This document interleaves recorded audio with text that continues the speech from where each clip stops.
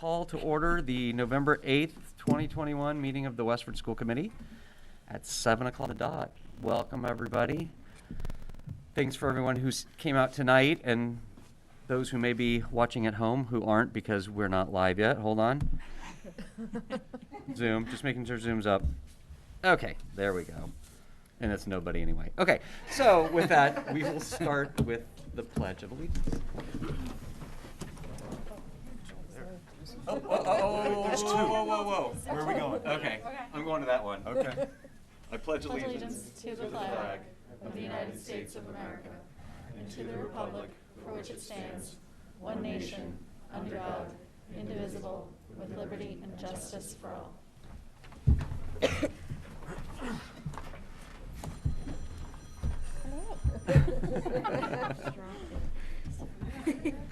We got viewers calling in from home. What's a 50-50? Okay, so let's move on to our consent agenda. Does anyone have anything they want to pull off the consent agenda or ask any questions about? Okay, I'll entertain a motion. Motion to approve the consent agenda as outlined on the November 8th agenda. Second. Okay, all in favor? It's Valerie with the motion, Alicia with the second. Thank you. And we're on to informational updates, and we'll start with the superintendent update. Thank you. So I had the opportunity to meet with the Westford Academy trustees, which is a really unique thing that we have here, that this organization exists. And so they had their meeting last week, and they invited me to come and get to know them and hear a little bit about what they've been doing. And I thought that was really fascinating, all the work that they do in terms of helping to provide opportunities and scholarships to our students. It was great. So that was something that's unique to us, which I think is great. I also went to a Rotary meeting, which was, I was invited to the Rotary, and I thought that was a great opportunity too. And it's something that we're going to look to see, are there additional ways that we can kind of build bridges and connect folks as we move forward. So that was, I thought that was, I was very grateful that they extended the invitation to me. There was a question recently about the civil rights reporting form that we had created, and so that has been established. There is an online opportunity for people to report any concerns about civil rights violations, and so we met with the leadership team recently, and we talked about that to make sure that there is a consistent place in all the buildings, and I'm going to communicate this to families in writing as well. But we're looking that there will be places in the main offices and in all of the libraries, and then in our 6 through 12 schools, we're also going to have like the QR code available in the cafeteria, right, for students. We weren't going to put the QR code necessarily in the K-5 schools because it didn't necessarily seem to be applicable for the students. But in the office, there's also going to be hard copies for anybody that also has the ability for them to get all the information translated as well too. So I just thought that was a good update for everybody. Our last principal meeting we had it together at Westford Academy. So now the principals have all visited the 3 6 through 12 schools, and we have a group of them with us tonight as well. And some of them, it had been a long time since they had been in a high school classroom, so I think it's been a great experience doing that. And then the next school that we're going to be meeting at will be the Miller School. So we're going to start bringing, Principal Antonelli to the K-2 schools, nice. Which I think will be a lot of fun. We started our professional development with Khalees Warnham. Would you care to talk about that a little bit? Khalees Warnham came and she was a keynote for all staff on the October 12th Professional Development Day, but we've also hired her to come and provide the leadership team with a course that she has structured on becoming a culturally proficient leader.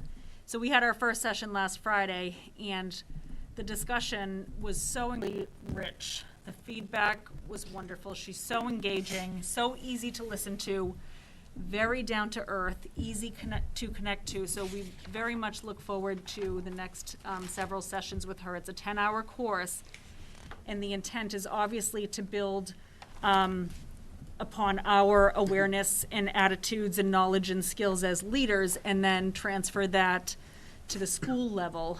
And the principals are really spearheading this for their schools, because it's all of the in-between professional development days that have the greatest amount of impact. So they're eager, we're eager, and the first session was very exciting. So it's 10-hour course broken up into a number of sessions? Yes, Yep, five 5 sessions, 2 hours, yes. Our middle schools celebrated different Pink Spirit Days in October for breast cancer awareness, and had the opportunity to have students go outside and see the cruiser, the pink cruiser, which I thought was great. They wanted to share that with everybody. Additionally, the 6th graders had their opportunity to work with Jack Gantos. Well, the 7th graders are going to have another PTO-sponsored assembly in both schools about pyramids and pharaohs. That they, again, it was something that's happened for years, but then didn't happen, for the last year. And so they're bringing that back, which I think is great. And Blanchard specifically wanted to let everybody know that they're holding a food drive to help stock up on supplies for the Westford Food Pantry, and that items could be, I believe it was November 19th, was up to November 19th is when you could drop things off at the Blanchard school. And then the last thing I wanted to share with you is that I did have a meeting with the 6 through 12 administrators, and we were talking about field trips. And so on the next agenda, on the next meeting, I'm going to put it on the agenda, a more specific conversation about overnight field trips and concerns that we have, so that I can make a presentation to you about that. It's also the same night that they will be delivering their school improvement plans. So I think it'll be good for us to talk about. But that's what I have for the update. I just had something to ask you. Oh, the MSBA Blanchard Roof project. Yes. True. Thank you. Is it in here? Is there a contract to sign in here? Is that okay? Yes.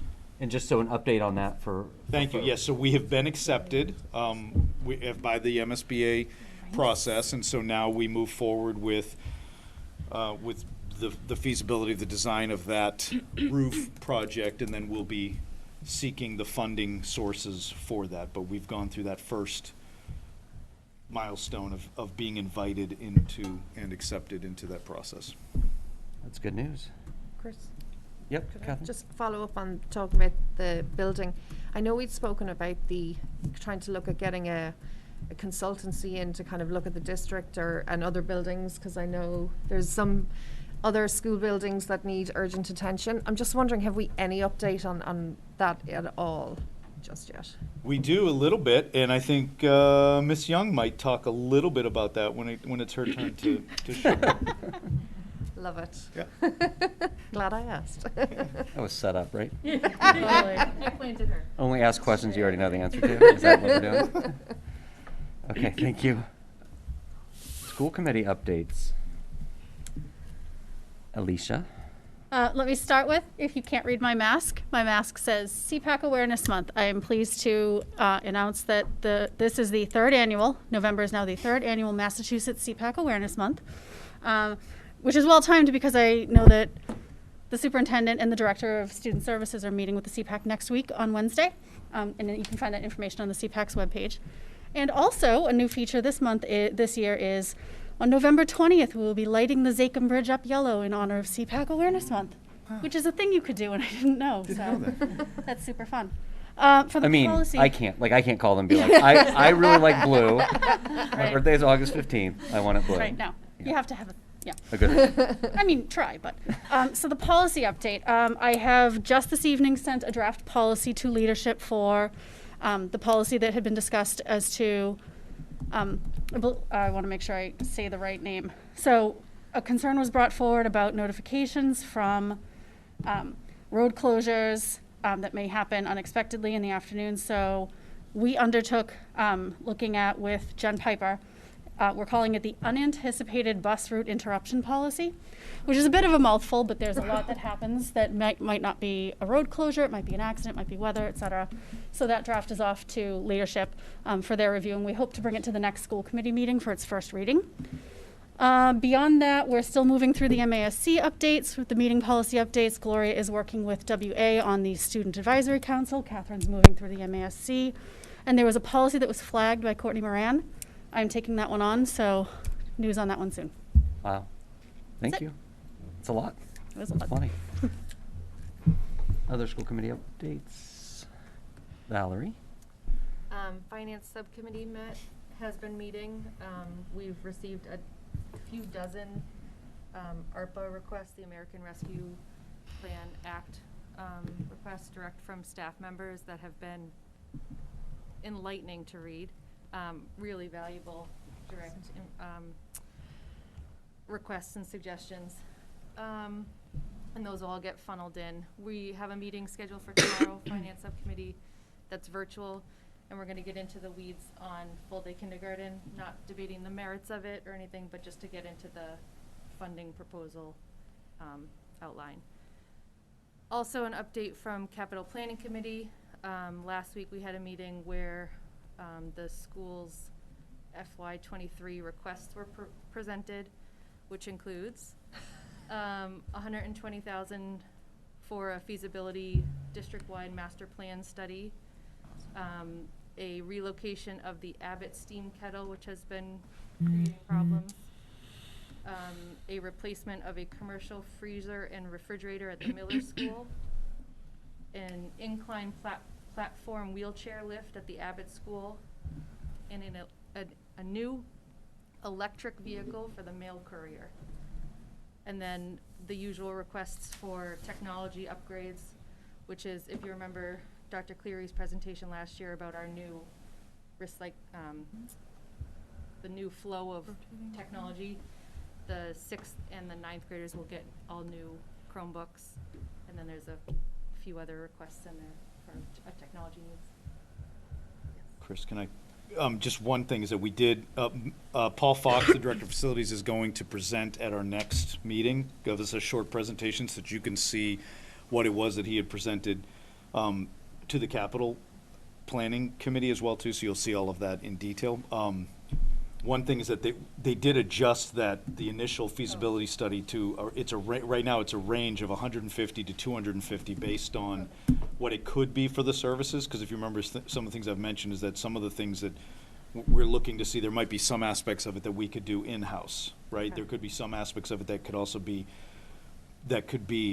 supported by previous work that has been done on the buildings in terms of, an assessment of those. So that's why the range is there, but. Great. And have we any idea then, an idea on a timeline, like how long those things take in general?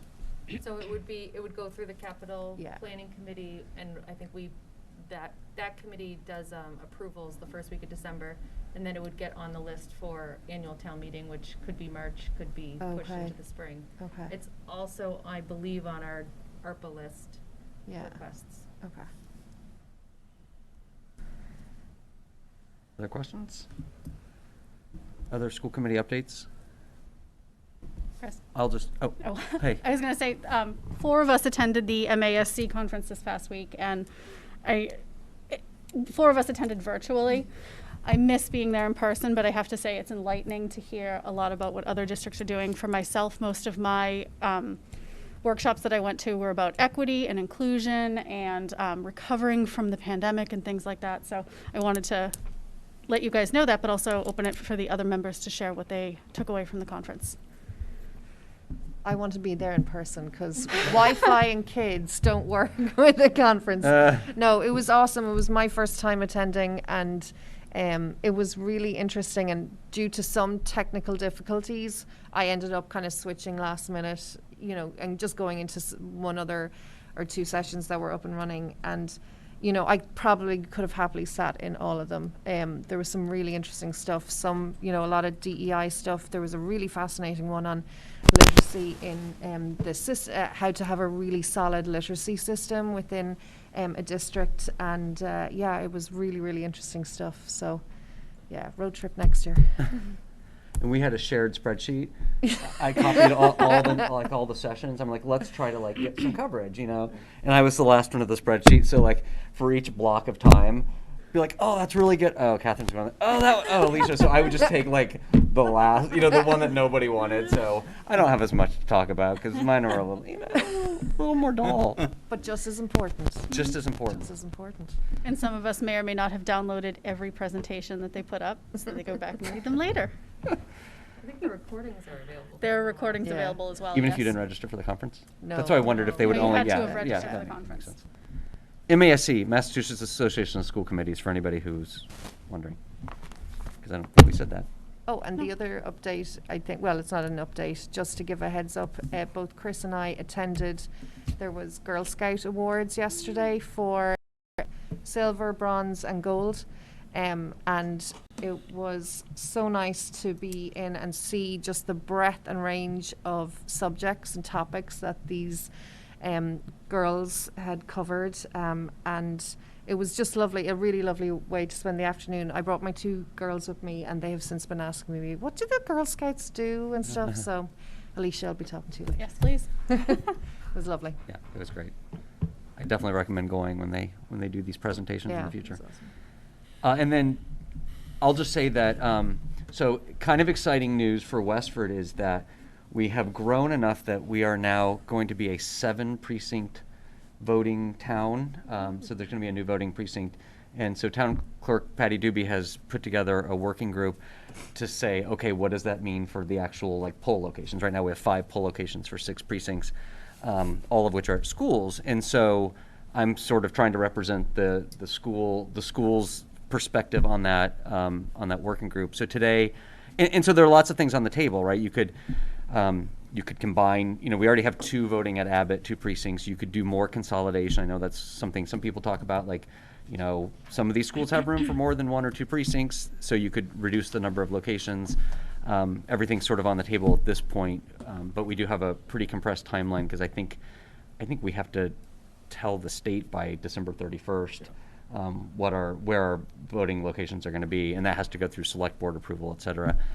But today we got to do a tour of Westford Academy, of Stony Brook, and of Abbott, since those are sort of 3 key locations that could be hosting, and 2 of them already host poll sites. So thanks to Dr. Chu for arranging that, and Nina's help for arranging that, and thanks to the staff at all those schools for accommodating us. It was really good just to walk through and see the spaces and be like, oh, look, this gym is huge, and the doors are really well set up here. Or this isn't a great spot because the sidewalk isn't so great, and for accessibility, you wouldn't want somebody trying to get in there.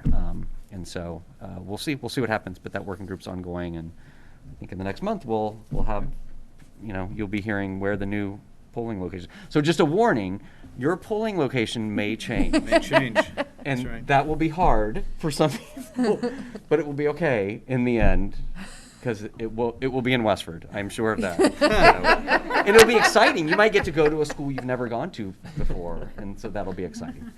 I like change. I get bored, so. Okay, if no one has anything else. Oh, Gloria does. Speaking of going to schools, we've been continuing school committee's visits to our schools on our tours, hosted by our curriculum coordinators and our principals, and they've Bree and Ming Chen are headed your way on Wednesday. That's why we have I these can go by meetings. myself, good. so why not? They need substitutes. Yeah. Okay, student update. Well, today we had the first day of our new schedule at Westford Academy. Yeah. I believe there's 66-minute classes all around except long block now, which is good. I heard good feedback. Everyone really liked not having that really long block at the end of the day. So I heard good feedback for that. The quarter ended last week, so we're 1/4 done. It's good.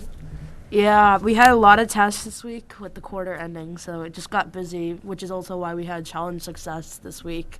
Some feedback I did hear on challenge success is some students thought that maybe instead of just a random block of 10 minutes in the middle of the day, maybe so that kids can relax a little bit better, you could add that time to the lunches, maybe. Just some feedback I heard on that. Can I just ask, so just so people are clear, when you say challenge success, it's the extra passing time that gets added Yes. based on the challenge success work we did before. So based on challenge success, I think after our second block, I think we have 10 minutes to just sort of hang out or do whatever we would like. But I think students felt it was just sort of like an odd like block of a couple minutes. So instead, that's why they were saying maybe just to add it to the lunch blocks. But yes, it's 10 minutes, I think, after our second block of the day. And then the rest of the schedule switches around a little bit. And you do that for a day or for a week? Oh, sorry, we do that for a week. Yeah. We did that for an entire week. Okay. Typically, Mr. Antonelli has like food stations set up around the Yeah. school. I think there was a problem just like ordering food Yeah. this year, but he's trying to do that for the rest of. We have it every end of each quarter, the Yeah. last week of each quarter. So he's gonna try and do it for the rest of the year, but. Did you get any feedback on the music when we were there? We were there, and so we heard the music in between classes, and we liked it, but I didn't know.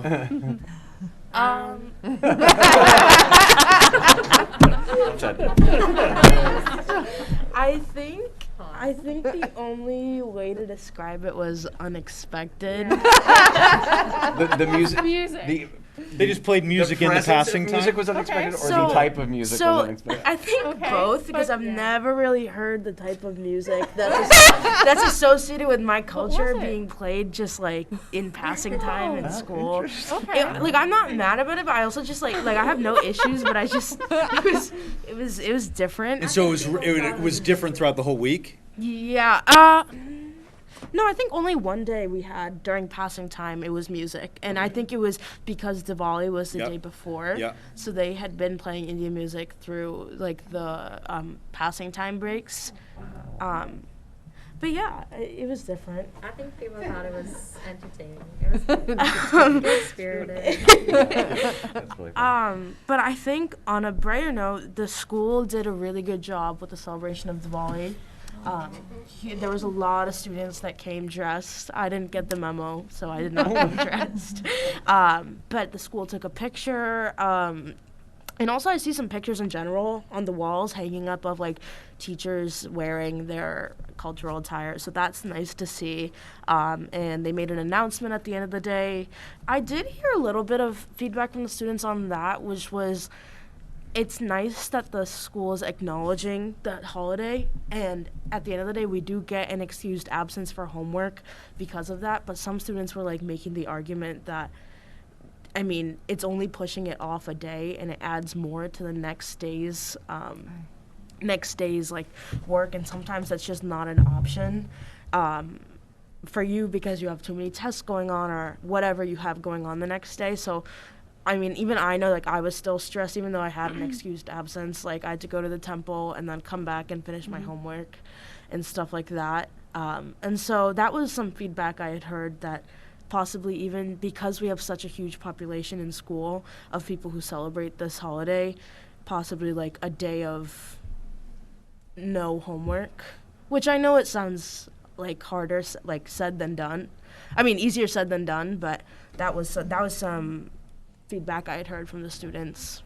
The ghostwriter had done like a big newsletter thing on that, so you guys can check that out if you want. But so yeah, it was nice the way the school celebrated the Diwali. It was a nice way to sort of see that, and nice way to end the quarter. Yeah. Thanks for bringing that to our attention. That Yeah, of actually course. is really good to hear that perspective. So the DEI has actually heard that before, and so has policy. It's come to us before that students, there's concern about how on our calendar, how we're sort of identifying holidays and the way they're celebrated across the expanse, and that we need more practice on the cultural fluency of what it means for our students to be celebrating those holidays. So I don't know if I know that calendar is one of the things that Catherine is working on. I don't know if it's something that we need more on the calendar itself, or if we need more like push out information, but the way, not just Diwali, but other cultural celebrations are happening and how they affect our students.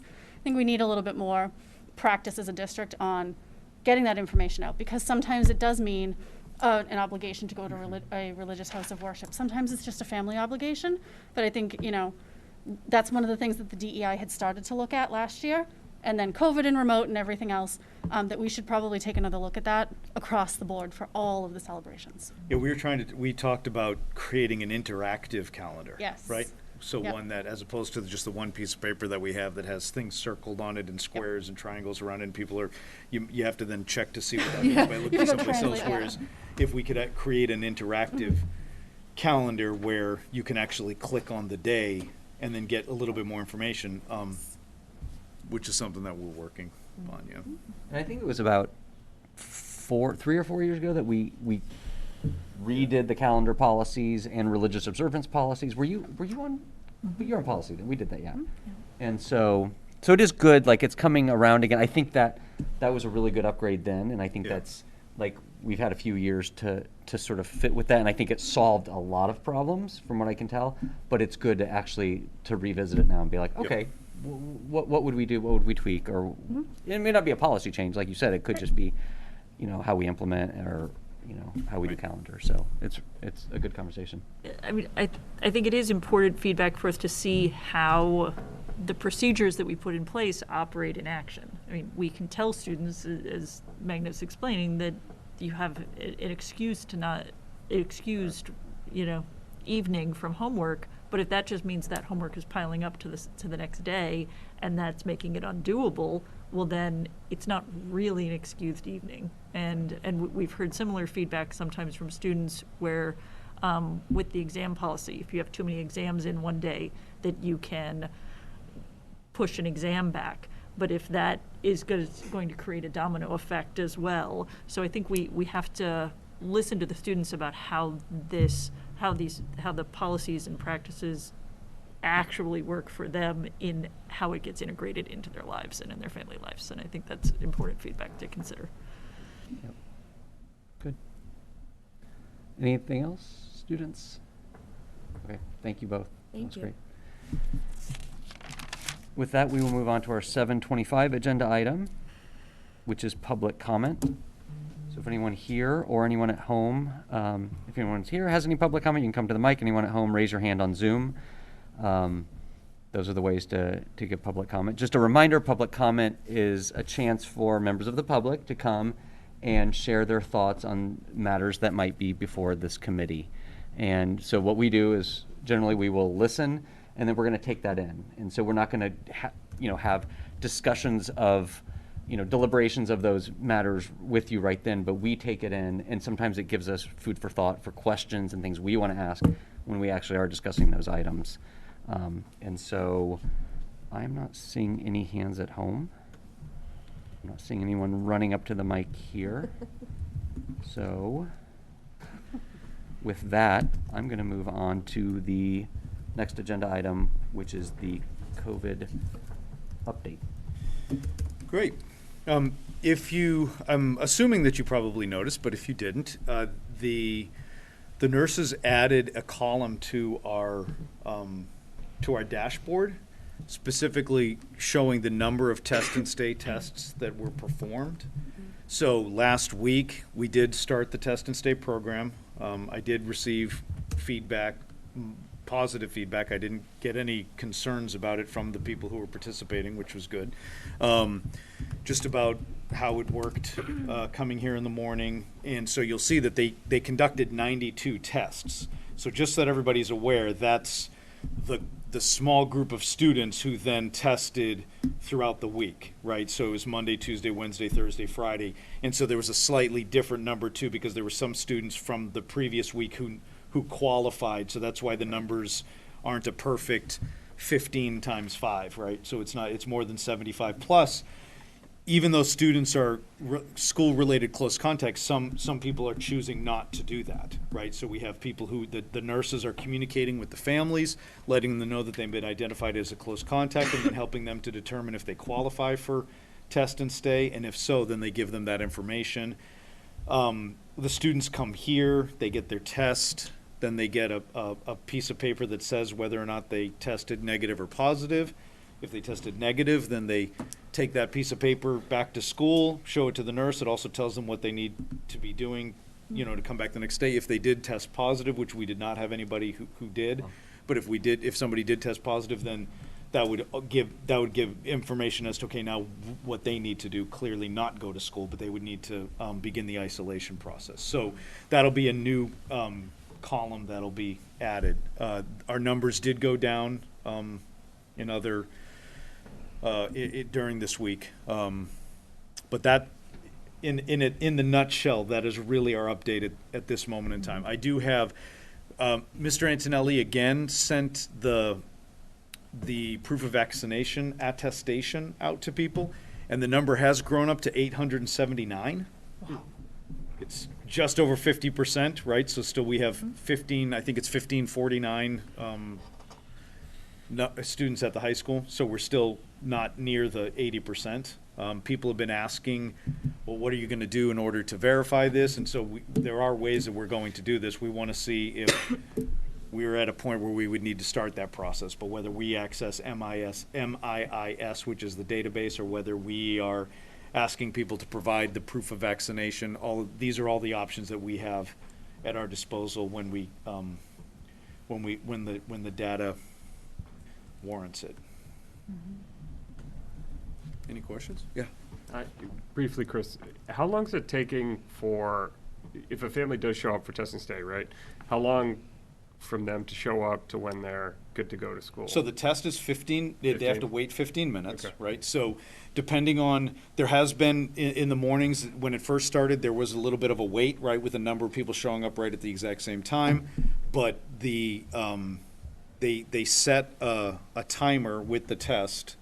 Once you actually come in and sit down and take the test, 15 minutes, you get the result, then you're off. So it's really just about whether there's a wait in front of you before, because they can only test based on the room. I think it's about 6 people can be in the room waiting, but they've also have a system in place where they can take people's phone numbers and they could wait in their car, right? So they can then call them and let them know when they can come in. But once you come in to test, you stay there, wait the 15 minutes, get the result, and then leave. So so if there's a wait, it could take Right. longer than that, but the actual test itself takes 15 minutes. So I've not heard that it has been a long wait by any means. Because plus with that window, it's allowed people to kind of space themselves out as well too. And they have also been able to stay a little bit later, because I know some people have contacted them because they weren't able to get there by 9, and so they were able to, meet those needs, which is good. It's 7 to 9 or 7:30 to 9? 7 to 9. We got an email today, everybody, I think, received it, which was very positive. Yeah. It seemed to be great fun by the sounds of everything in that email, surprisingly so, which was nice to hear. Well, it's great, and so- you think about the 15 Yeah. or however many students Yeah. who got to go to school. Right. Yeah. Yeah, or that's are awesome. getting to go to school. Yep. Because they're negative, so that's really good. How has it been working with like the personnel? I imagine there are things that were learned in the first few days where they tweaked how they Yeah. divided the work or Yeah, whatever. I mean, but- they've been trying to have everything in place, like the idea of just figuring out how they can collect people's phone numbers so that if there was a wait, they'd be able to do different things like that. And so they looked at the traffic pattern, and they kind of paid attention to whether they needed to change any of those aspects of it. The district coordinator and our head nurse have really been overseeing this whole thing. We're finally starting to maybe get some support by CIC Health, but they've still been, I think, running the lion's share of this, so. That's great. Yeah. And it's a smooth process. Having Yeah. everybody come to one location Yeah. makes a lot of sense in so many ways, but just observing, in the morning, seeing the families come in, and then they wait, everyone seems happy, the students are thrilled to leave, and at this point, we have not had any positive cases. There was only one situation where there was a first grade child who was negotiating about the results with the mom. I think he wanted to have a stay-at-home with mom day, and it didn't work out, but it is going quite smoothly. First grader was like, I ran my own independent. I don't believe this. No, they're like, I see a line, don't you see? I see a line. Right. You didn't swab hard deep enough. Well, yeah. Chris, have you seen the consent participation plateau, or do we see it still going up? I haven't seen it increase, and honestly, I can check again with the district coordinator because she's been monitoring all that. So I do know that there were concerns because some people might not have put the consent in, prior to doing that, but, so they do also have a hard copy available, so that if for some reason somebody didn't show up in the system and they're supposed to be testing them, that they're able to still get that, knowing that they can hold on to that until they do still ask everybody to then put it in the system, and then they'll just verify it. But that was something that they had decided to do as well, too. So it hasn't been an issue, but we haven't seen a large increase. I don't believe, because I do feel like the people who had already done it were doing it, and then other people were waiting to see if they needed to. Yeah. So then that means that if someone isn't in the system and they get a close contact notification, they can still show up and be tested. They just have to fill out the consent form the same day? It is better if they log on and do it ahead of time. Okay. Because when we also talk about the number of people that are in there in the morning, Right. it makes everything smoother if they already know. Because what can happen is, by the nurses who they should be expecting to see, Okay. so they can be somewhat, prepared and know whether or not that person should already have a consent. So they had that as a backup plan in the event that, Okay. let's say, someone did do it, but because we were telling people that it could take 2 to 3 days for it to process. So you might try the evening knowing that you have test and stay in the morning, and it might not have actually gone through, because we don't Okay. control that. Right, right, right. That's part of the database, that they're verifying things at like certain times during the day. And so they have that as a backup, so I wouldn't recommend that people rely on that. But to just calm people's fears, if they haven't got to it, then there is still a way to do it. I wouldn't want that to stop anybody from contacting them. But the other piece of it is that it's important that people not just show up had they not had specific communication with the nurse, because not everybody qualifies for it. So some people are still, they find out that they're a close contact, but it's not because of school. And if it's not because of school, they can't participate in this program. And presumably, the need for it may go down pretty quickly in December as our 5 to 11s get that. Yeah, because that's the other piece where I said earlier, if you notice, I said they talk with the families to find out if this is an option for them. Right. Because if you're vaccinated, you're not supposed to participate in the test and stay program either. So that for our 12 to 19-year-olds, that was a question that they would be talking about with. They would say, okay, listen, your child has been identified as a close contact, but then they would find out if they were vaccinated or not. And if they're vaccinated and they're asymptomatic, then that's fine. They don't qualify, nor do they need to quarantine. If they're symptomatic, then they really need to be getting an actual test. Yeah. And I'm sure it's in the frequently asked questions somewhere, but they mean fully vaccinated, right? 'Cause They like do. as- Yep. As Yeah. kids get their first shot. Correct. Okay. Correct. Thank you. It's 2 weeks after that. Yeah. Yeah. Yep. And it looks like the consent form is on the COVID page on It the is. website, so Yep. people can find that easily. Yep. Has there been talk about doing, like partnering with the health department and doing a 5 to 11 Clinic. vaccine clinic? Thank you, Vaccine clinic is the clinic. word. I do know that before it was actually approved, we had been talking about that, and that when we had done clinics already for other ages. So the issue right now is, I just know that the health department is also, they don't have all of their staff in place, right? So they're looking to find assistance in doing that. So there's talk about it, but we don't have the information. And I don't know if the need is out there. I don't know if people have already, I mean, everyone I know has already scheduled theirs on, CVS or whatever, but I don't know if there'd be a huge demand for us. I think it's something that they would probably like to do when they just to provide it as an opportunity. Yeah. But it is similar to when the original vaccines came out. You're right. There were people who were able to get appointments, and so it didn't have the same need. But People seem to be getting appointments easy enough. Yeah. So, yeah. I mean, you'd hate to go through all the trouble of hosting a clinic and 2 people show up. well, I think it's the other piece, though, right? It's like we do have people who have Yeah. access to it, but we do have people who don't have access Exactly, to that, and yeah. who would benefit from Yeah. it. So I think the idea of figuring out how the health department can Yeah. work with the schools to provide some type of opportunity is really important, because that might be the best Yeah. the best course for some of our families. But you're right, it's the timing of it, because if there are people who are quickly navigating the systems, then Yeah. but we're still talking about it. Littleton did have one. Have to say hats off to them. They had their first one on Saturday at the high school. Yeah. Which was impressive, and they seem to have some sort of bus. that seemed to be like a mobile vaccine clinic. Well, that's a thing, Yeah. because that was something that has been in place for a little while, that other communities were using to try to raise their vaccination rates. Yeah. Since that was never a concern for us with even our 11 to 19-year-olds, 12 to 19-year-olds, then we didn't look into the mobile type clinics. And I think you're right. I think they were paying attention to that. They saw, hey, there's a need. We can schedule one of those so that right when this was available, they'd be able to do that. That's what they Something chose like to this do. might be easy for Board of Health. If they're understaffed, it Right. sounds like it's kind of contained and ready Right. to go. Right. So, worth looking into. Great, that's good news. That brings us to our elementary school improvement plans. I don't know if you all have gamed out how you're doing We this. have. We Okay, have. I have a feeling we have. We have our phenomenal The- group of the rise. principals. Yeah.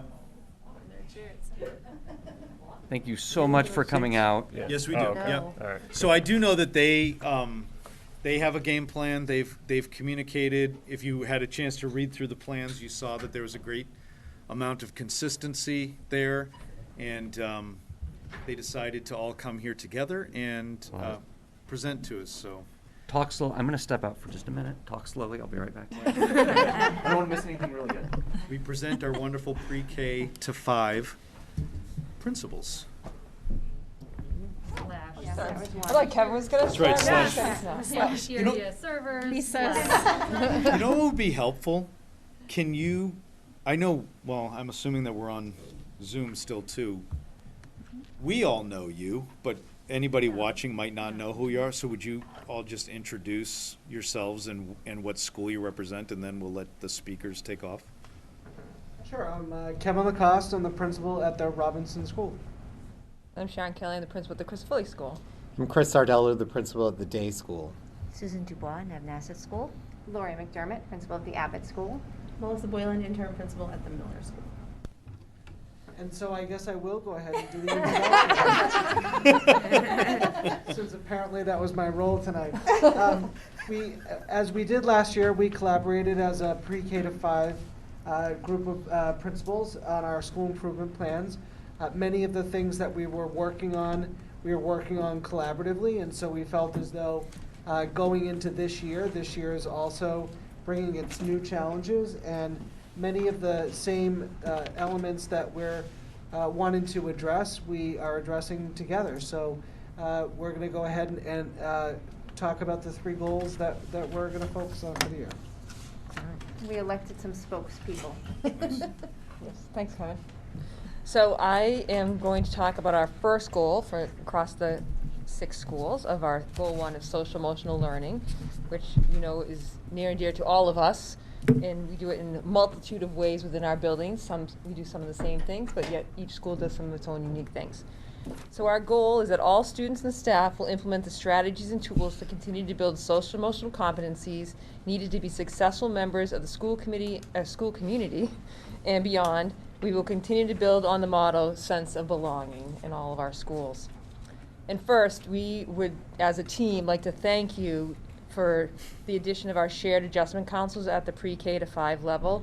They have been a terrific asset to our guidance teams and our staffs. There are 3 components to our goal: continued use of Panorama, fostering classroom collaboration and transitions, fostering collaborations and transitions, and each is equally important in maintaining and enhancing the social emotional development of all of our students and staff. So strategy 1, we were talking about Panorama, which we are carrying over from last year, which is a great tool in how we assessed our staff and our students on their social emotional well-being and sense of belonging.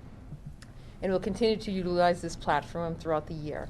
In grades pre-K to 2, the surveys will be completed by the teachers. In grades 3 to 5, the students will take the survey during a 15-minute block within the classrooms.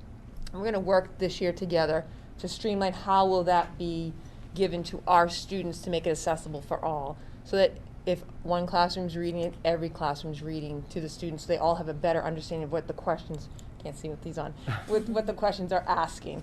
So to get a better read on how our students are feeling. We have been working with our pre-K to 12 wellness coordinator, Brian Rourke, to analyze and utilize the data to address areas of social emotional learning. Round 1 of surveys for students are being developed and will be completed at the end of November, beginning of December, and the staff completed the survey during our October 12th PD day. The staff survey data has been shared with the building administration, and we are analyzing that to determine next steps in supporting our staffs.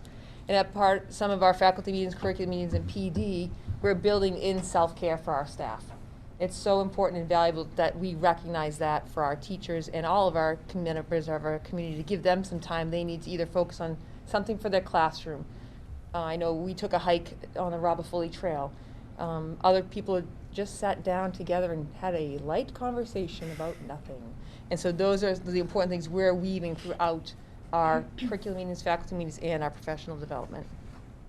And we're utilizing the Panorama Playbook, which is a great resource to share lessons for staff to highlight and utilize within the classroom to support social and emotional learning.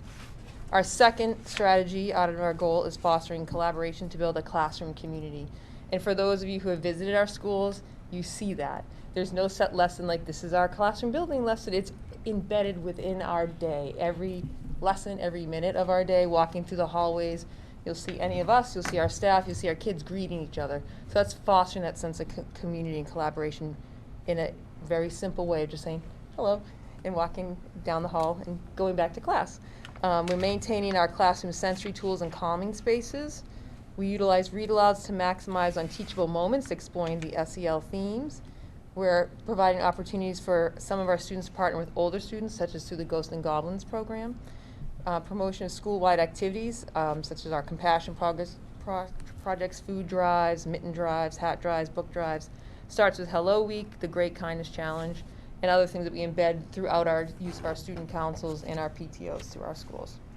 Our third strategy under our goal is our transition activities, which I think we do a really good job at that piece. And this year we've decided whether we do it in person or remotely, or a blend. So we're so used to blending things now that we are utilizing very different technologies and in-person experiences. So as we look ahead to 2022, we'll continue to focus on the best practices to ensure a smooth transition for all of our students, and continue to focus on those between building transitions. So grades 2 to 3 and 5 to 6. Transition communication between all buildings as we move through the placement process to create well-balanced classrooms to meet the needs of all of our learners. It is our greatest hope to provide in-person transition activities such as move-up days, tours through the buildings at grade 2 to begin to meet our students. However, given our experience in the spring, we are well equipped to provide virtual transition activities if needed. So as you know that we did some videos, we did some in-person visits, and we're willing to adapt as a team to do whatever we need to do for the success of our students and staff with their social emotional learning. Okay, so our second goal is focused on the district-wide initiative of diversity, equity, and inclusion. And it's to create a collaborative and inclusive culture that values diversity, equity, and inclusive practices. And one of the first strategies that was important to us is making sure that we continue to teach the Common Core values that the elementary schools adopted a number of years ago that have the acronym SPIRIT, which stands for Safety, Perseverance, Inclusion, Respect, Integrity, and Teamwork.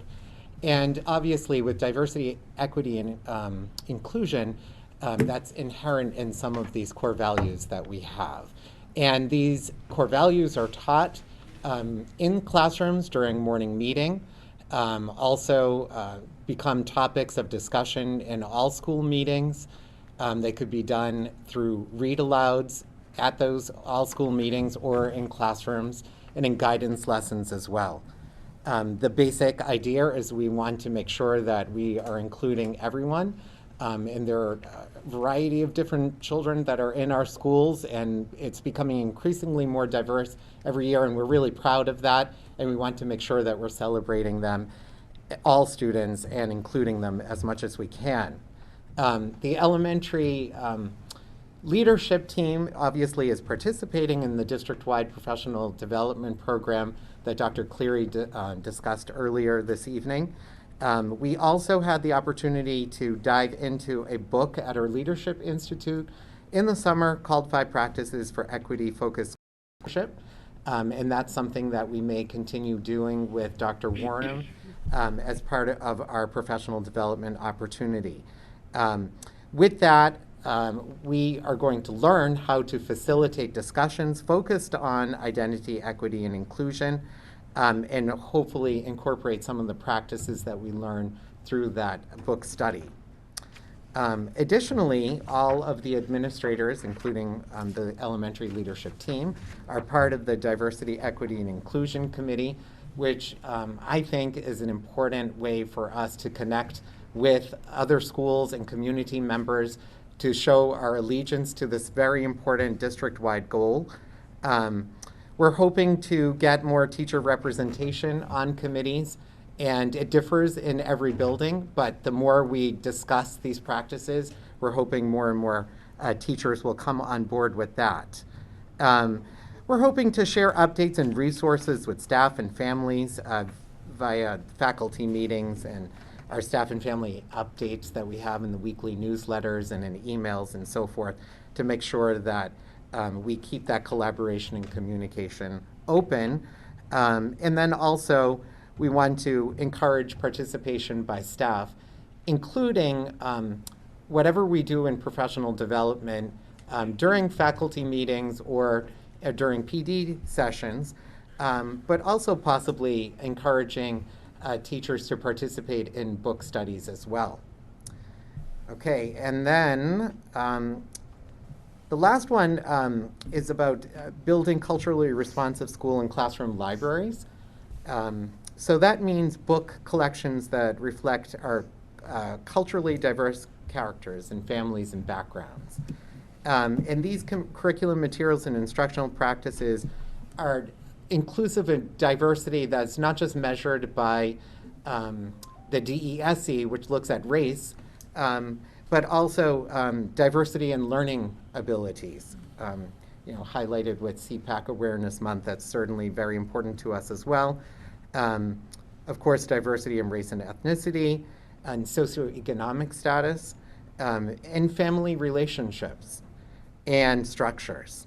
So all of these things are important. We want to make sure that children see characters like themselves. So we use the terms mirrors and windows. So when you're talking about curriculum practices or books that have characters that look like the children in your class, that's a mirror. And then windows to look, you are experiencing someone else's culture by looking through the window. Really important goal, and we hope to be successful as we continue with this. Okay. Yeah. Goal number 3 is focused on teaching and learning. And of course, we know assessment plays a critical role in learning. And the snapshot that we get provides information on how we're going to go forward. And it's important, too, to understand that the connection between the two, assessment and instruction, is a defining characteristic of effective classroom instruction. So what I thought I would do is go over some of these that perhaps are new, that aren't as familiar. The first one is the iReady Diagnostic Math Assessment. It's a universal screen that you may or may not remember that we put into place last year, because we wanted to find out, what our gaps were, with COVID. It's an adaptive test. It really matches, the questions. They'll get harder or they'll get easier. So we have used that at the end of last year to make some decisions for the summer and for grouping for this year. And this year, as we begin to look at students that need services. Our curriculum coordinator did a wonderful job training teachers, I think just a few weeks ago or last month. The iReady comes with an incredible cachet of reports and resources that teachers can use, and it's a matter of just understanding, with so much information, which report do you want to use? How are we going to really, drill down and get the information we need? And then more importantly, once we have that information and we know what the student needs, where do we go? What do those lessons look like? What skills are we covering? In addition to that, something that might look new is the next step in listening comprehension and the next step reading conference. The next step listening comprehension is a whole class read aloud passage, and then students independently answer it themselves and turn that in. The reading conference is one-on-one, and that's really looking, if you're familiar with a running record, which we have used for years and years, that's a one-on-one looking at the reading behaviors that students have so that we can identify levels, we can identify strategies and skills for which they need to continue to move forward on. We also have the, what else was on there? The RAN, which is the Rapid Automatized Naming, excuse me. That is something that our literacy specialists have been doing, that are focusing on, again, that early screening that helps give us some important information. And then we have some other assessments that some of the schools are using that have been affiliated with some grant work. Another strategy, Hegarty, that's our phonemic awareness program, making sure students understand the spoken word is made up of the individual phonemes, which we know is a very important early predictor of reading success. And our kindergarten and our first grade teachers have been using it's a very scripted program, daily, every day, the work that students will do. And hopefully as you begin to come to the K2 buildings, you'll actually see that. In addition, another strategy here is our targeted Tier 1. I mean, this is really our central focus. This is the most important piece, is the instruction that we're giving, in Tier 1. And what each school did, we broke up, and we really, as we analyzed our literacy data, we decided where the data, like for example, at NASA, we noticed, in second grade was a focus that we wanted to have. So our literacy specialists are working and collaborating and coaching with second grade teachers and deciding what specifically. They had a nice little menu of things that they could decide on, which quite frankly it all really just came from the data of what they want to focus on. And the literacy specialists are working with them in the classroom, modeling lessons, co-teaching lessons, backing up, letting teachers give it a try, consulting and talking and asking questions, coming back and giving feedback. So that's really a strong focus on that Tier 1 instruction. You could also see here one of the things that we did maintain. We want to find a silver lining with what we have all been through. We continue with Alexia, the Raz kids, in the Dreambacks. That was a big part of what we did that we are using to some extent as we utilize and continue with Google Classroom when needed. What's great about those assessments is they are adaptive. Those interventions is they are adaptive. So a lot of districts, we talk a lot about all of the assessments that Susan just mentioned, but then teachers are often saying, but then what do we do now that we know? We know there are some deficits, how do we fill them in? And what's nice is these are research-based interventions that we're able to have data to support even where we plug them into those, or the computer program can move them around accordingly. So that's been super helpful. Do you have any questions? That was my part. We were more than honored. Does that mean you answer all the questions too? It's like they set you up if they're like, oh, you just ask if there's questions. So I don't have a question so much as an observation. Between this presentation and all of the tours, there are two words that keep coming to the top. iReady and Panorama. Yeah. iReady and Panorama seem to be the best things we've added in the last year and a half to not only aid in the current situation, but to build on resiliency and recovery. So I think it's worth it to point out that we keep hearing those. Oh, every building, even we were in a middle school building last week. Every building, iReady, Panorama. Yeah. Well, Over and there's over a again. lot more. There's a lot more to iReady and Panorama than we have really had the opportunity to uncover, and for teachers. When Susan mentioned those reports, we've only, you will see this continue. We've just scratched the surface, and the same with Panorama. So there's definitely still a lot more work to do with that. Definitely. And one thing, Alicia, we talked about with as a group, sharing out a lesson from Panorama to our staff so that they can see this, instead of them trying to find through. And I shared one with our staff today, this is what I found. I cut and pasted in there, take a look, to kind of give them,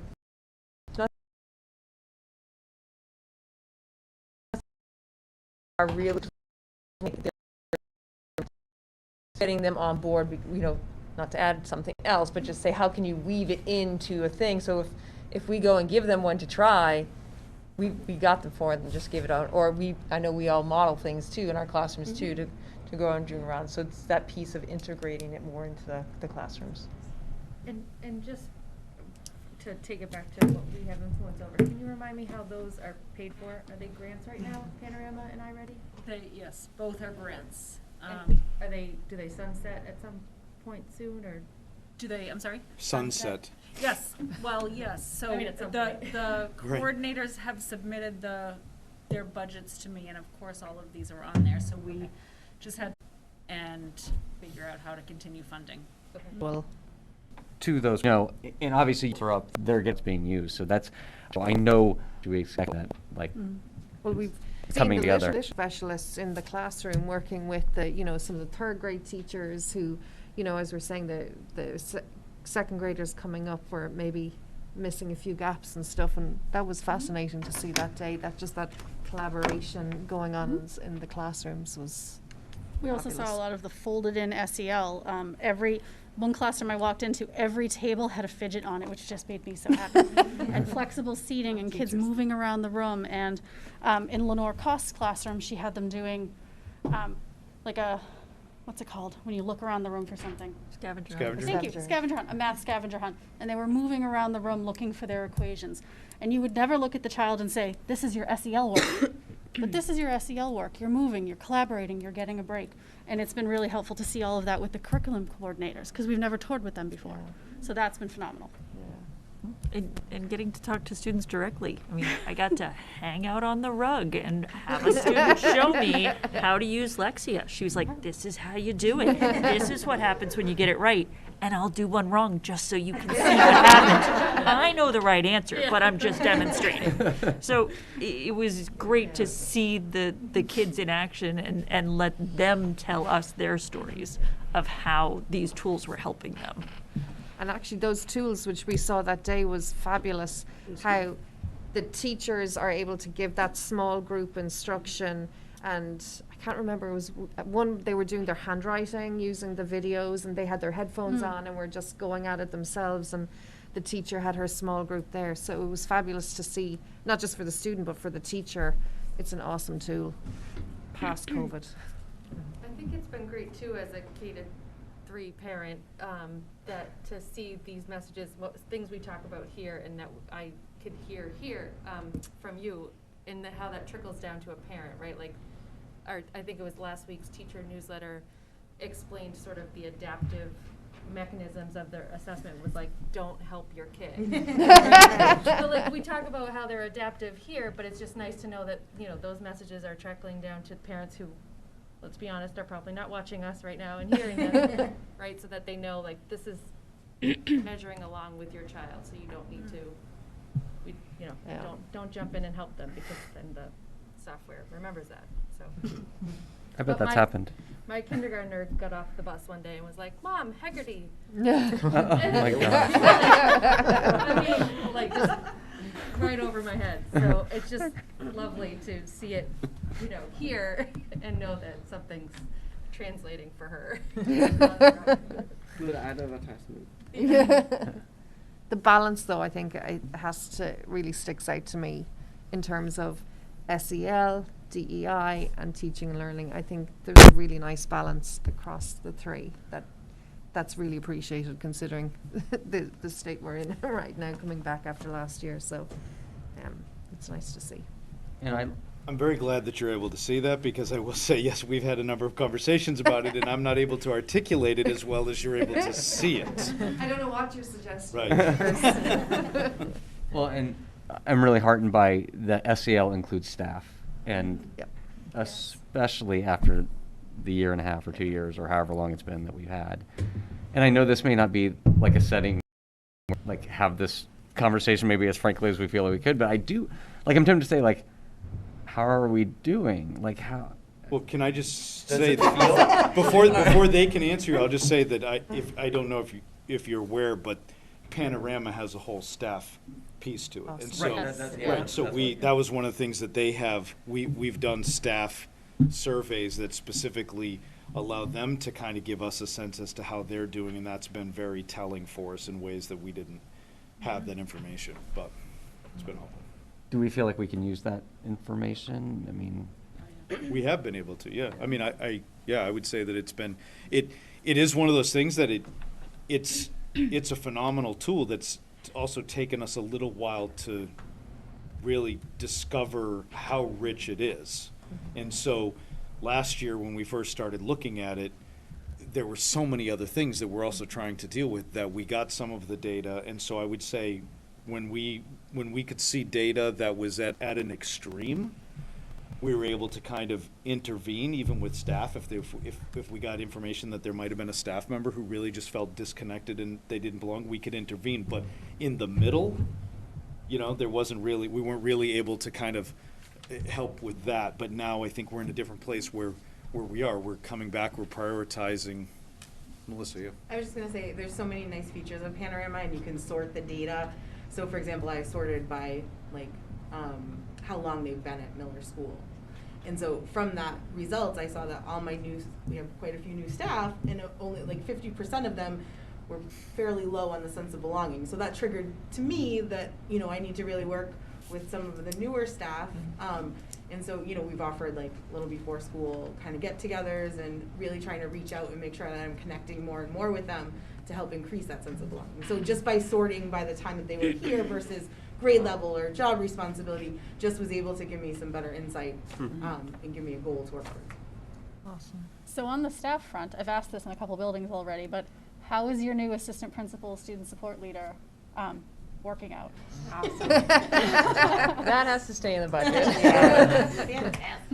It's been awesome to have 2 full-time people in the building to address any good, bad, ugly, anything in the building, but knowing that you have someone you can collaborate with in the moment when you need that person. Or if one has to go one way and one goes the other way, we can still reconnect on that piece. So it's been just an awesome teamwork, and I think I can speak for all of us, to have a full-time assistant principal is just so well recognized, and so thankful for that piece, because they can stay in our building, not like, oh, I gotta go, and I'll see you on Wednesday, because I think for them to have that home base, and I've done the assistant principal job in Westford before, that you're back and forth, you don't always feel connected, but to have them feeling connected, then that which strengthens all of our relationships as a K-5, pre-K to 5 team, because now we have 12 of us. And just a continuity with children, you're checking in one day, but then if you weren't there the next day, you can just make those anchor points with your kids, all throughout the week, and it's not, I'll see you, Wednesday when I'm back. It's just so good when we talk about social emotional learning to be able to have those kind of anchor points with those kids that need it. Especially at this age. Yep.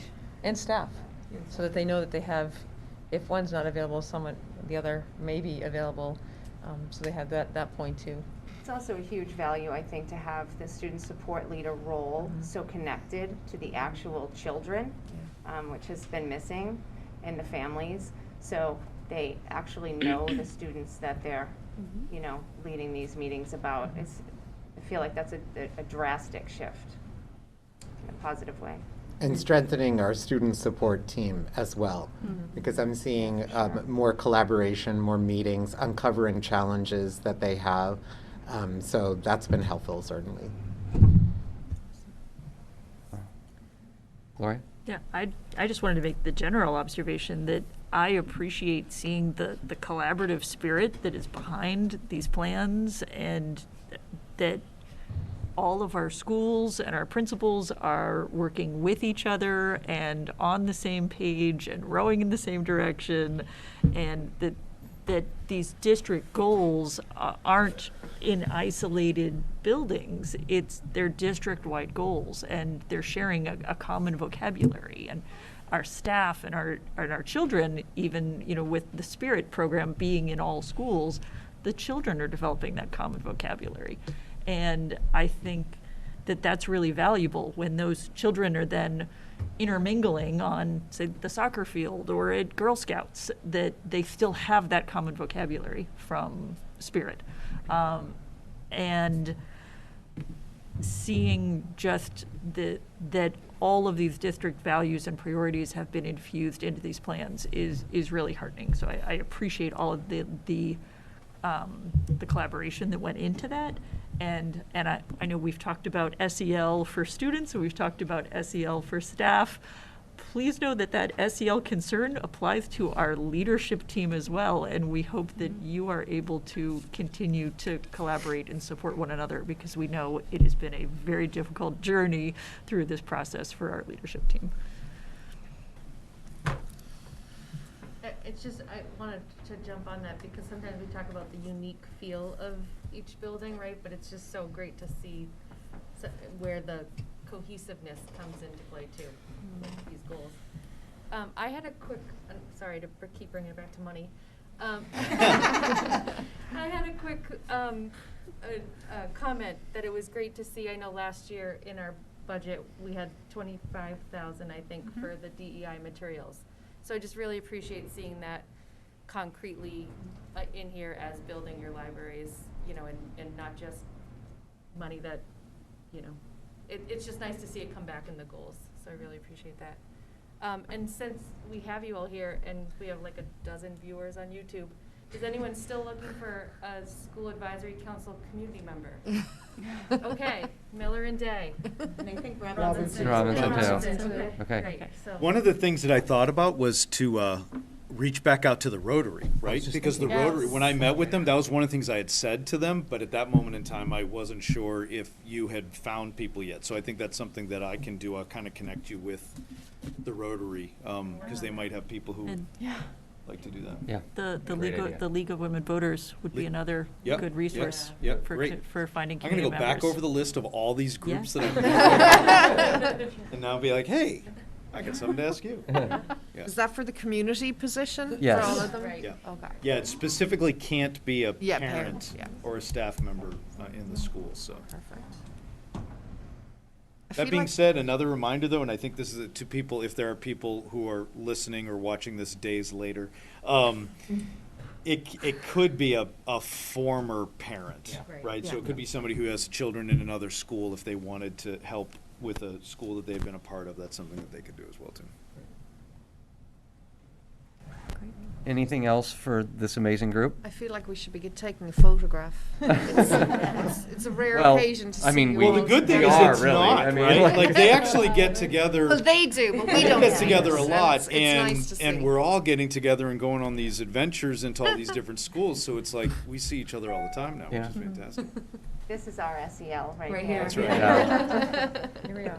Well, thank you for Awesome. coming tonight. Thank you for all that you're doing. Thank you for accommodating us coming into your schools lately. It's been really great, and the more we get to see you, the better. And don't hesitate to come back or just email us or yell at us or whatever and tell us what we need to know. Like Valerie's asking really good budget questions because I Yeah. think that's where we have our impact, Right. right? Like Yeah. that's where we kind of can set direction, and so we do that by hearing from these two what's important, but also from all of you what's important, and so we really appreciate hearing from you.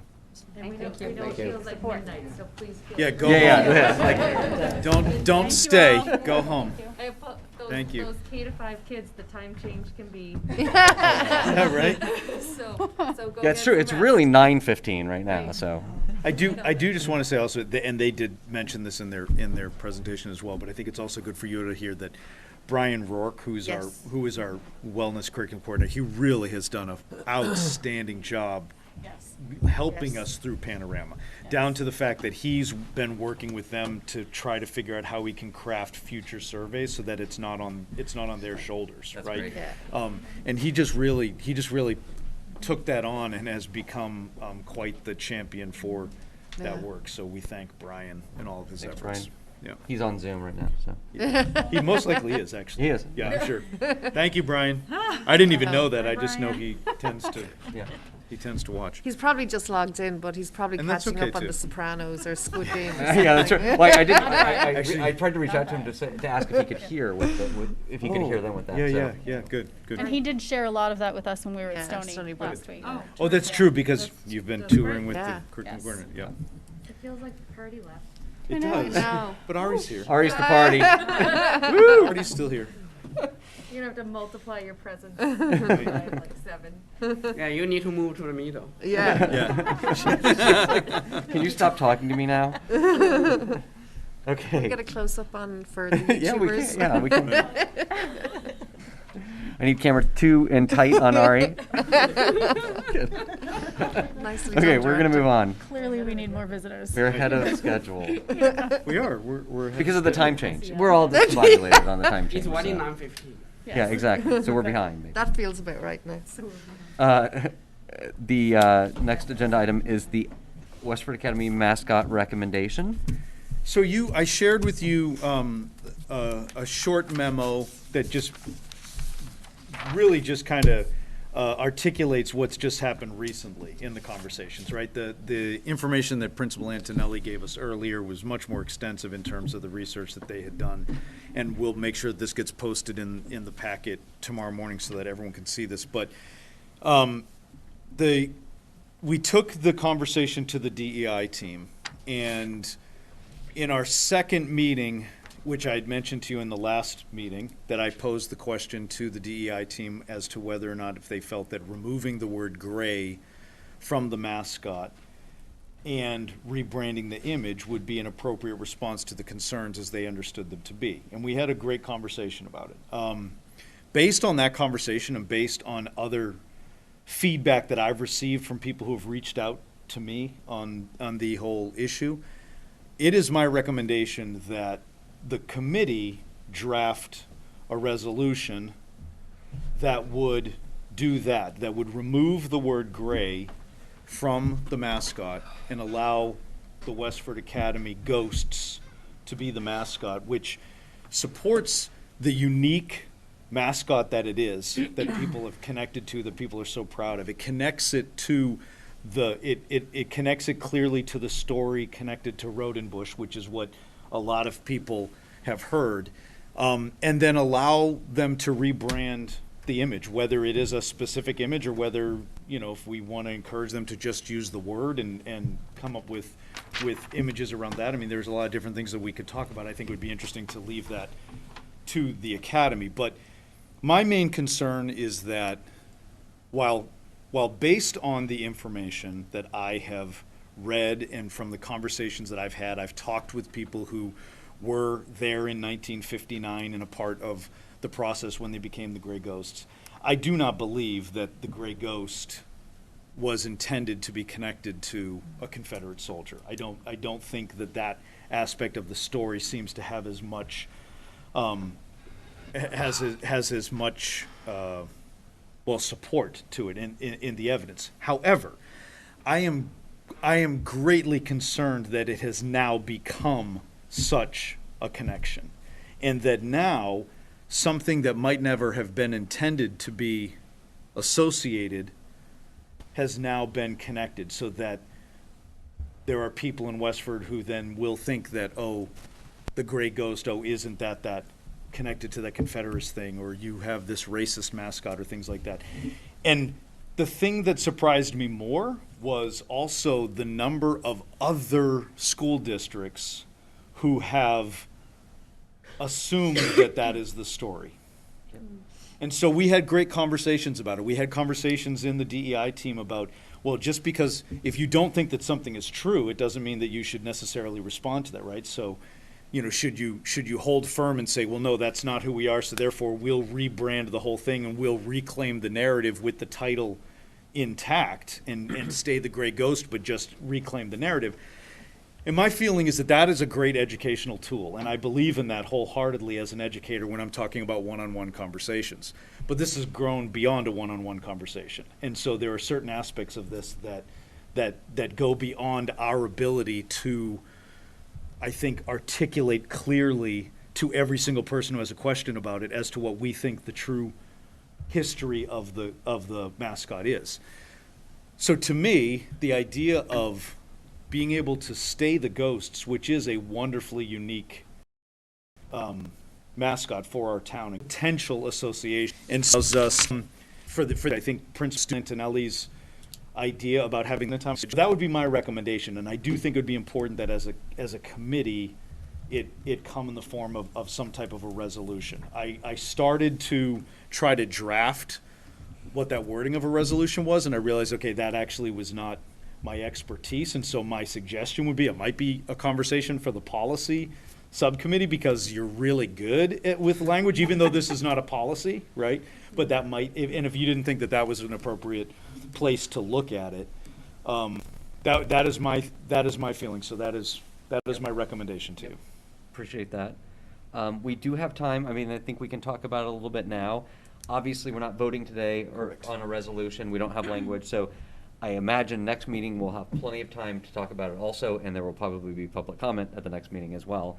But I do think now is a good time to, like, what questions or feelings do people, I mean, I'll start and just say, I think everything you said makes a lot of sense. And I think the thing that strikes me, which I think is at the heart of a lot of what you say, is that we've had this come up multiple times in the past 5 years. And I just don't think it's stopping. And as you said, because regardless of the real origin, it's already attached. And this is a path to not having that attachment, I think. I think it sets the right balance, strikes the right balance of trying to hold on to some tradition, but also trying to avoid hurting anybody and kind of reopening wounds and conversations. I'd love to know. Yeah, Hannah. The students, yeah. I think that this is a compromise that the majority of the student body can get behind. We still have our traditions as the ghost and that history there, but we definitely don't want people to feel isolated or disrespected. So I think this is a good compromise that the student body will support. So, related to Hannah's comment, I know one of our concerns when Principal Antonelli came, a couple months ago, was that there wasn't, how should I put it, enough student participation in some of our focus groups or something. I know there was brief mention to that in the letter. Did we have further student participation in something akin to that? Or? No, we didn't, and I'll Okay. tell you, I decided to not specifically try to get additional small focus groups of students, because one of my biggest concerns about any change at this moment in time is if all of a sudden it becomes about a specific group of students. Right. And so that's why, to me, the concern truly is about an association with the Confederacy, right? That is the concern. While I do not believe that was the intent, I would not want to be associated with that, and I don't think the majority of people living in Westford would think that reflects our community. And so in talking more and more about it, it seemed to me that it was important that if we're to look at what is the issue at hand, and if the issue, we know that there were people who expressed a concern about the image, and that was pretty clear, right? So if we talked about the image being one thing, but then when Principal Antonelli made that recommendation, there were people who didn't think that was enough. And so I started to say, okay, well, why? What is it? What is the other piece? And it is that connection to the Confederacy, which really seems to be grounded in the word gray, and that this gray ghost is a person that has. Now, there are people paying attention to this conversation, right? There are other gray ghosts. There's a great football player who's a gray ghost. There are other places all over the country, restaurants and different places that have taken that name, and so I believe that there is still an argument that it doesn't automatically mean that you're associated with that. I just feel like, to your point, it's something that has just come up and it keeps coming up, and it feels like it's tainted something that should be a thing that people are still be able to be proud of. And the idea of being able to still kind of reclaim the narrative and rebrand it and still be something that's wonderfully unique, and to Hannah's point, it's something that the students are excited about, it just makes sense to me. I think how we've discussed intent versus impact before, I think I also agree. I don't think the intent was for the connection to be there, but I think your compromise, or the compromise that Mr. Antonelli and you have suggested, satisfies the people who feel as if they've been impacted by the word gray being attached to it and everything else attached to the ghosts. And so I think this is a really fair compromise, also because the ghosts are very unique to WA, and I think we all take a lot of pride in our mascot being different. And so I think this is a really fair compromise. And then that paired with the competition of rebranding the ghost, or and then selecting a winner. I think this is probably the best compromise in terms of moving forward, because like you said, you've been hearing this for years, and so how can we move on? I think that would probably be the best step. Alicia? So, as chair of the Policy Subcommittee, I'm going to speak for the Policy Subcommittee and say, absolutely, we can start looking at some language. We do meet next week. We meet on Tuesday, so we can have draft language available for the packet. So if anyone has any thoughts on that, feel free to email us. I do want to add on to what Meghna just said. If this is the route that the district is going to go, I think there should be a clear demarcation point. Once the decision is made, once the contest is over, et cetera, there should be some sort of celebration. There should be a marking of this is how we are reclaiming this. This is us controlling our narrative. This is us saying this is who we are, and we move forward from there. So I don't know what that is. I know we do like ceremonies for naming gyms and things like that. So maybe there's something we can do as a district, as a community, to say this is the point forward from which we are going to write this story.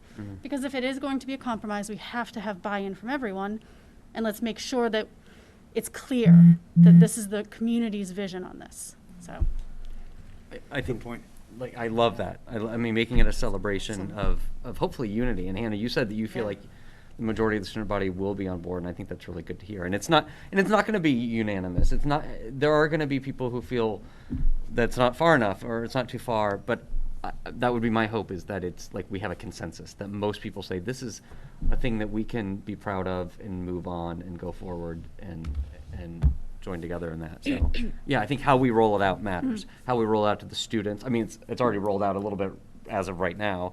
I'm sure the ghostwriter is like, I'm sure they're writing right now. There's going to be a post tonight, so which is great. But just in whatever thoughts you guys have, I think about how to get the student body engaged and on board with it is probably valuable too. Another thing that I was also thinking about was just, and this is for people who are either concerned about any change or people who very much, want there to be a significant change. It just kept hitting me that this happened in 1959, and the school's been around since 1792. Right? The school's been around since 1792, and we're talking about a mascot that existed since 1959. So it's like there's a lot more history. When you put that in perspective, I'm sure there were a lot of things that happened. I mean, granted, I did say that earlier, and somebody said, well, they didn't have the sports in 1792. I'm like, well, I don't know that, right? For sure. And even so, doesn't mean that they didn't have something that they, whatever. Well, interestingly, I was in the museum. I don't know if I said this to you before, but from the 60s, they had like a sports jacket, and they had a cheerleader uniform as well, neither of which had the mascot on them at all. I think they literally just said Westford Academy. So, wasn't always. I just had a quick process question, because I know you kind of mentioned some one-on-one conversations you had and stuff. And to follow up kind of on Sean's point about what we heard the last time, I remember we had like a public commenter request more specific BIPOC outreach. So I was wondering if any of the conversations you had, you felt addressed that, or if you've kind of checked that box in another way. Well, when we were talking about it with the DEI team for the two different meetings, that was helpful. Some of the individuals who reached out to me identify as being part of the BIPOC community. The other piece is, members of the town DEI team invited me to meet with them, and I said I'd be happy to meet with them, and we might still meet before the next meeting as well too, but I did tell them I'm happy to meet with you. They asked about an update, and I said I'm planning to make this recommendation tonight. So we weren't able to meet before this time, but another piece of it is that I talked with Principal Antonelli about being available to meet with students at Westford Academy as well too, which honestly, if the two of you do hear any specific feedback, especially if there are people who have questions or concerns, I would be happy to set up a time to come to the academy to listen and to hear other thoughts as well too, that then we could even share back here with the committee, whether you share it, whether I share it. So if that does come across, you just email me and we can set something up. Okay. The conversation. Oh, sorry, Mitchell. So I think it. So I think you have done what you're thinking with the staff. obviously it's gray and the ghost stuff. I'm totally for compromise because I really want this, once it's said and done, the last time we talked about it, because really it's like, it makes no sense to keep coming back even. So if we are set that down and then there is a resolution and then the name and then the image is done, then I just hope people don't come back again. The other thing actually, because both like you guys talking about the term BIPOC, as a person of color, I'm a little bit uncomfortable with that term. And I will tell you a little bit why. Because you have B, and then you have I, and then you have the POC. Right. So as a people of color, I feel I'm just being glossed over. Right? So I don't like that term because that feels like you're going to buy a shiny new car, and I'm just like the tiny thing on the wheel.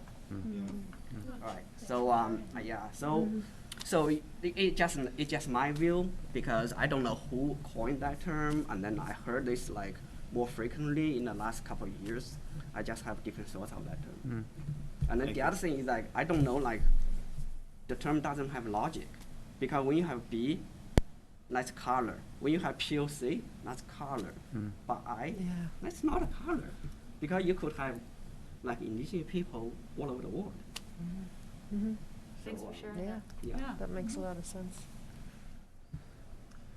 Sorry to switch gears, and clearly I have taken the chair of the Finance Subcommittee internally, but there are going to be people who ask about costs for the change. So I think it would be wise of us to have something around that also in creation soon, whether that's at the same time as our resolution, but I think we're going to get that question. I don't think it should be a hindrance, but we should go in with eyes open about what that entails. Yeah, the impact would be at the academy, right? And so I do know that Mr. Antonelli has talked about that. And he might have some specific numbers already, but I know at least he already has that on his radar in terms of what that rollout would be. Because that's another point to what you had said, Alicia. You know, like the demarcation between this new era. You know, what there are, even just in visiting and walking around the building, there are little spots all over the building where there are paintings, you know, that have been included, and sometimes it's on its own, which would be an easy thing to kind of rethink, but sometimes it's part of a larger, I can't think of the word right now, but mural. like a mural, thank you, right? And so, you know, those would be the things that we want to be thoughtful about, you know, to try to figure out, okay, well, how can we make sure that the new image is now celebrated and we deal with that? But that's a good point. I just want to quickly say, so when sort of releasing whatever statement that's going to be released about the ghost, just so because I'm already sensing that a question that's going to come from the student body is, like, what does it mean that we're taking out the word gray? Like, are we not having that color involved in the mascot anymore? And what's happening with the color black being involved in the mascot? So just like, I think there is definitely going to be some confusion around that within the student body. So just to make sure that we're clear about what that necessarily entails. Well, some of that, I would say, I was not recommending that the colors maroon and gray be changed for the school. That was not a piece of it. But I think you're right. That could be then, and so some of that might even just be, all right, whatever decision is made, then moving forward with an image, there might be very clear parameters as to, well, what does this mean? You know, what are we looking to create? Because Hannah and I obviously understand what's happening, right? But from a student perspective, you're like, oh, they're taking out gray. What's the issue with gray now? Right. And that, like, obviously it spreads like wildfire, and especially misinformation makes the wildfire even larger. Yeah, it would probably be more successful if I put it on Snapchat, right? Or something like that, or Snap. No, TikTok. TikTok, all right. Yeah, I'm not doing that. Yeah. just to be clear, I'm not doing that. On all social media platforms. So looking at the calendar, if I've calculated correctly, the DEI should actually be meeting next week because it's the third Thursday on the 18th. Yes, it is. So if policy is meeting on the Tuesday, we could even share some draft language with the DEI on Thursday, so it can hit the packet on Friday, and then everyone can have the weekend to digest it, and we can, field whatever public comment for the next Monday. But we're not voting on the Monday, just to be clear. We wouldn't be I voting. think that was your intention, was Oh, it to is have My a intent was that resolution. I bring it, I share with you the recommendation, say, now, if you as a committee feel like you need more time with the actual resolution, you certainly could, but it would still fall within it was on an agenda for 2 weeks, you had time for public comment, if you feel like there's more feedback, but. I mean, my sense is from this conversation that we have your recommendation pretty clearly. Yep. It's pretty bounded as far as what we would then provide as a resolution, and I think we've all had a chance to ask questions, such that I think we could come together in 2 weeks and with language on a resolution. And even if during that meeting we want to tweak it a little bit more, absolutely. based on public Yeah. comment and things like that, we Absolutely. can. But I think that's enough time Yeah. and enough conversation to do that. Okay. Awesome. And if you guys have ideas for things, specific things in the next 2 weeks, I mean, you can take things on yourself. You can do polls. You can do outreach to educate, because you've heard this conversation. I think you like, you know, you've had a chance to sort of absorb where it's coming from. So you can help us get the word out as well, so there's not a misunderstanding, and that people do understand where, you know, what the why gray and what it will look like. But you also raise good questions about, like, is there gray, and can there be gray in the mascot at all? You know. And again, I think if there's something that you think that you're aware of that either I can help with or Mr. Antonelli can help with, let us know too, because that'll be good. The good thing is that the next meeting, when we are looking at this, will also be the same evening that the 6 through 12 present their school improvement plans. So Mr. Antonelli will be with us that night as well too. So that was actually my question, if logistically, if we could have Principal Antonelli, or maybe even a couple of the deans if they so want to join us. It might be more helpful than adding more to our student representatives' plates. Right. Any other comments or questions? Okay, thank you so much for that. Food for thought for the 22nd. Okay, on to personnel. We're going to start with the academic coach contract extension. And hopefully everybody got that as a late addition to the packet.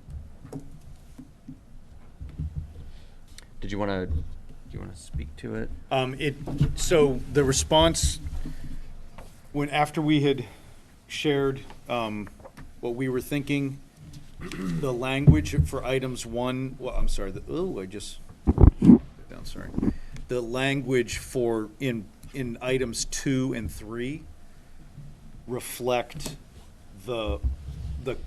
what WEA had shared with us in terms of being the spirit of what we had discussed, which is in good faith negotiating with the academic coaches to bring them into the unit, but not to just place them in it in the mid-cycle, but to actually move forward knowing that we'll bring them to the table when we're negotiating for the Unit G's next contract. So that's really what this should be reflecting. That's the spirit of this.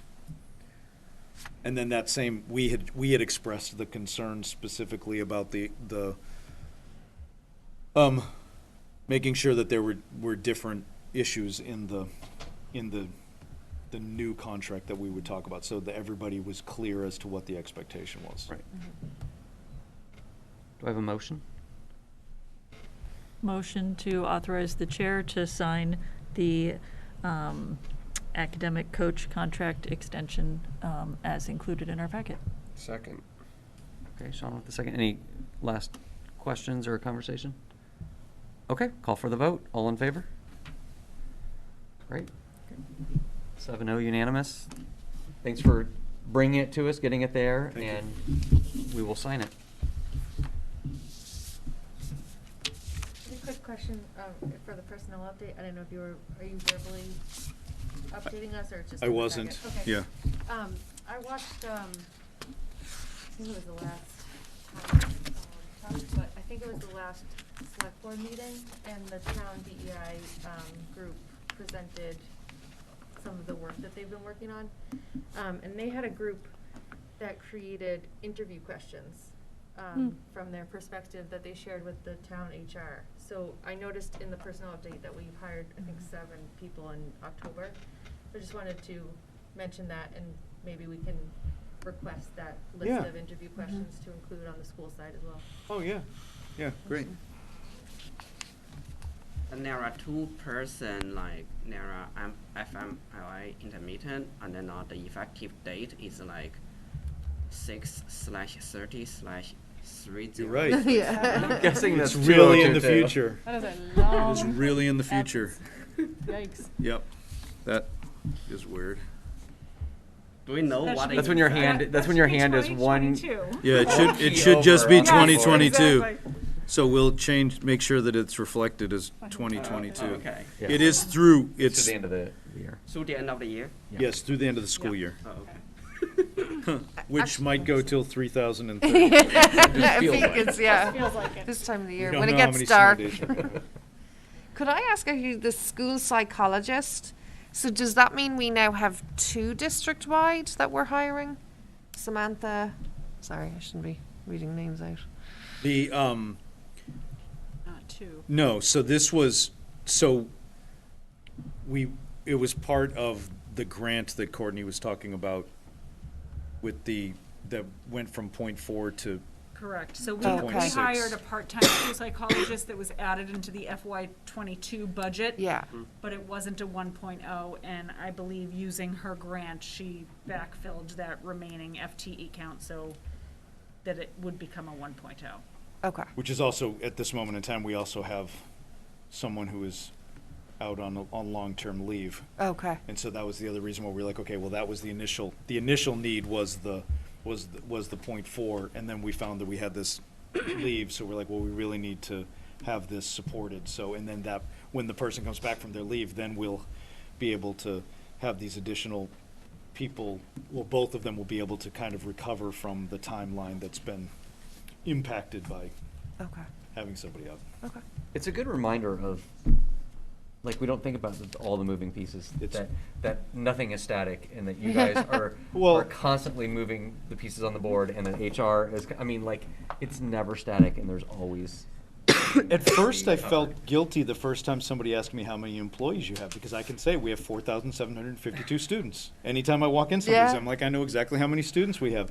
And I know when that changes slightly.